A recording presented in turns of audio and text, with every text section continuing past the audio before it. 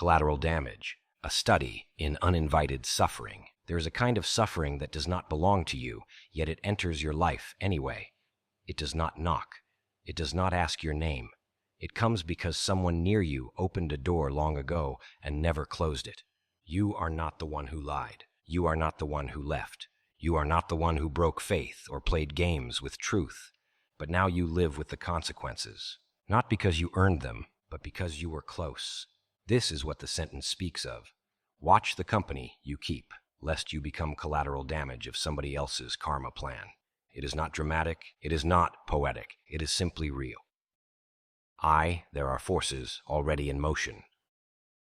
Long before you met them, someone made choices. Long before they stood beside you, they set events into motion. And long before they loved you, they made promises to others that they did not keep. None of that was yours. But their life did not pause just because you arrived. Whatever had been building, kept building. Whatever remained unfinished, kept moving forward. And when the wave finally reached the shore, you were the one standing there. This is how lives intertwine without agreement. This is how karma unfolds without fairness. Second, innocence is no protection. You can be kind. You can be loyal. You can have done nothing but offer your hands and your heart. But when a pattern reaches the point of collapse, it does not ask who deserves the wreckage. It simply collapses. And you, the one who stood nearby, catch the falling pieces. This is not about blame, it is about weight. Even if you didn't build the structure, if it falls while you're inside, you still get crushed.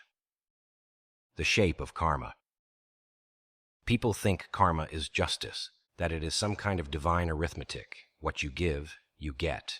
But that is a story we tell ourselves to feel safe. In truth, karma is a tide. It is cause and effect stretched across time, and it is often delayed. The choices people make, especially the ones they deny or hide, begin to collect weight. That weight must go somewhere, and often it does not return to them in tidy packages. It lands sideways. It lands where the structure is weakest. It lands on the one who isn't looking, and that may be you. Fourth, proximity is a risk.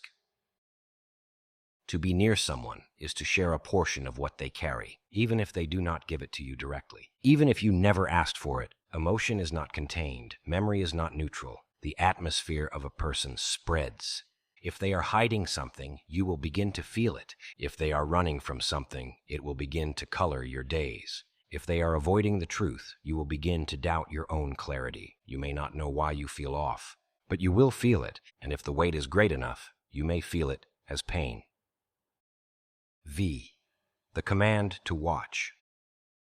The sentence gives only one instruction. Watch. Not speak, not intervene, not run. Just watch. Because often the first thing that happens in relationships or in closeness of any kind is that we stop watching. We become attached. We begin to explain things away.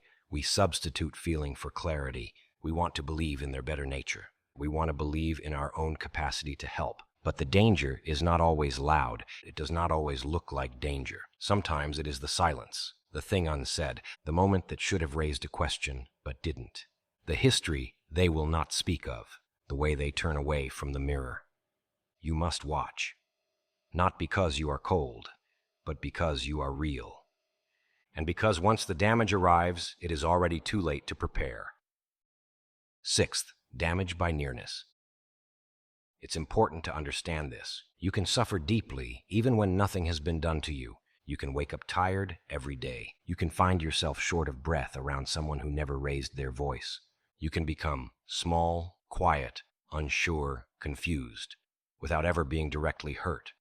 This is called exposure. It is not dramatic, but it is devastating. And the worst part is, no one can see it, because they look at the facts, and the facts say, you were not hit. You were not lied to. You were not betrayed, but your body knows, your soul knows. Something passed through you, and it did not belong to you. 7. You, too, are the company. Eventually, the sentence turns around. Eventually it speaks not of others, but of you. You are the company someone else is keeping. You are the one who has your own past. You are the one with unfinished conversations, unresolved debts, and a little quiet violence still folded inside. And someone, somewhere, is standing close to you, believing they are safe. You may not mean to harm them, But if you do not watch yourself, your weight, your orbit, your pattern, you may become the source of their damage, without malice, without warning, just like it happened to you. 8. This is how it passes on.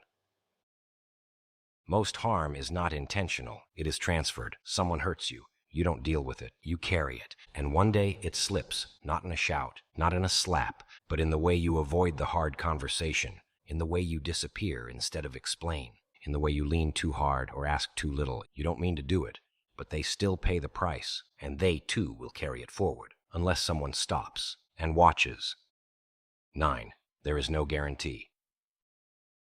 Watching does not save you, but it changes something.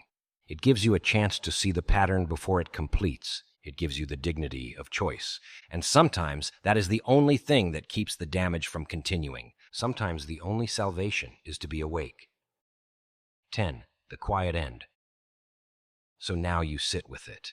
The sentence doesn't offer comfort. It doesn't offer rescue. It simply tells the truth, that suffering can come from places you never expected, that love does not make you immune, that kindness is not protection, and that if you do not watch, you may come to carry a grief that never belonged to you. Or worse, you may become the reason someone else does. So watch. Watch carefully. Watch without flinching, because the damage may not announce itself, and because once it has passed through you, you do not get to give it back. You only get to decide what to do next.